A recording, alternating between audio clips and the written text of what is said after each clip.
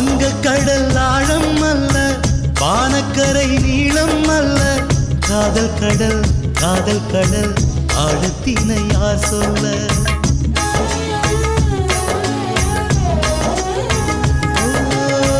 பெண்ணின் மனம் ஆழம் என்று சொன்னவர்கள் கோடியுண்டு, ஆணின் மன ஆழத்தினை சொன்னவர்கள் யாருண்டு?